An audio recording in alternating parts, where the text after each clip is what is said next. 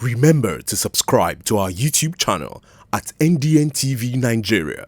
Click on the subscribe button and be the first to get notifications. It's Inside the Niger Delta, the authentic voice of Nigeria's oil-rich region.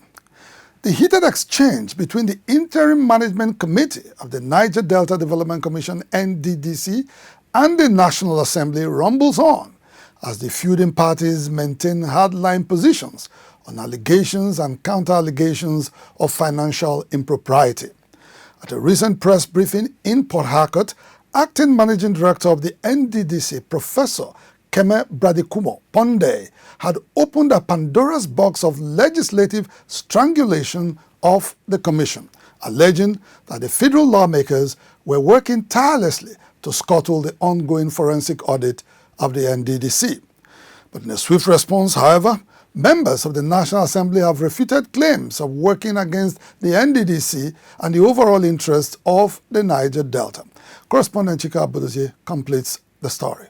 Professor Ponde, in a no-holds-barred interaction with journalists in Port Harcourt, pointedly accused federal lawmakers of high-handedness in their oversight of the NDDC. He said the recent allegation of financial misappropriation preferred against his committee was deliberately concocted by members of the National Assembly to bring it into disrepute. The NDDC operates accounts only in the central bank, and it is highly regulated.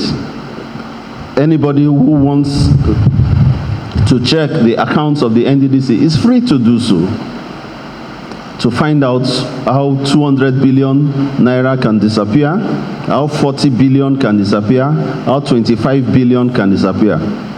Just like in the Bible, where some people said they will not eat or sleep until they killed a certain Paul, some people have also decided that until this interim management committee is removed, that they will not know any rest. Whether the people of the Niger Delta benefit or not is not their concern. The NDDC boss maintained that the lawmakers' allegation was tantamount to pots calling kettle black. He said over the years they had developed a culture of manipulating the Commission's budget proposals to feather their nest in the award of contracts, just as they did recently with the 2019-2020 budget of the NDDC. When I came in to the IMC on the 19th of February, the 2019 and 2020 budgets had already been transmitted to the National Assembly. So the 2019 budget was now laid before both chambers and now approved. Now, there's a process after approval. There has to be harmonization of both budgets before they are now signed. So for that to be done, we were told to pay for certain contracts. If not, the harmonization meeting will not take place. From what we are hearing from staff here, it's been a regular thing all over the years. You have to accede to them or you don't get a budget. It is as if we are castigating the entire National Assembly. No, it is those committees and those committee chairmen that are trying to bring the entire National Assembly to this level of disrepute. Professor Ponde described the lawmakers' investigation into alleged financial misappropriation by his committee as an act of window dressing, insisting that it was an attempt to scuttle the ongoing forensic audit of the NDDC ordered by President Buhari in September last year to revive an ailing commission. The unwarranted probes that they have gone to bring up is to make mockery of the forensic audits. We got a letter from one of the committees of the National Assembly asking the forensic auditors to be part of our team to appear before their probe. That is totally unacceptable and cannot be done. The lead forensic auditors are not subject to us, and we cannot command them. We are not part of the forensic auditors. We do not supervise them. We only provide the enabling environment for them to conduct the forensic audit. And we also provide requisite information when they need it. Most of the documents that they're asking us to bring for those phantom probes are things that we have already given to the forensic auditors. That's why they're asking the forensic auditors to join our team. I don't think I have the powers to command the forensic auditors that I did not appoint. In their reaction, the federal lawmakers had refuted allegations of high-handedness in their oversight of the NDDC.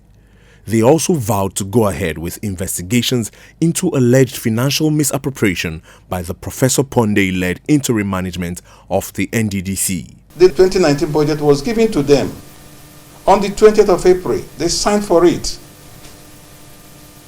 They have been implementing that budget since 20th of April. No complaint. Nobody discussed the budget. Nobody said that the budget was balkanized. Nobody said anything. Just because the National Assembly has now decided to investigate your activities of the IMC, the issue of balkanization has come up. The issue of contracts being inclusion of contracts came up. But the National Assembly will not be deterred from doing its work. We owe our loyalty to the Nigerian people. And as a committee, we owe our loyalty to the people of the Niger Delta that have been deprived over the years. And we say this time around, we must have a commission that will work not just for the people, it must work for everybody in the Niger Delta. At the receiving end of poor service delivery by the NDDC over the years are several largely underdeveloped communities in the Niger Delta. For them, there should be no stumbling block to the ongoing forensic audit of the NDDC, which is expected to midwife a paradigm shift in the Commission's operation and reposition it to function better as an intervention agency in the Niger Delta. Inside the Niger Delta,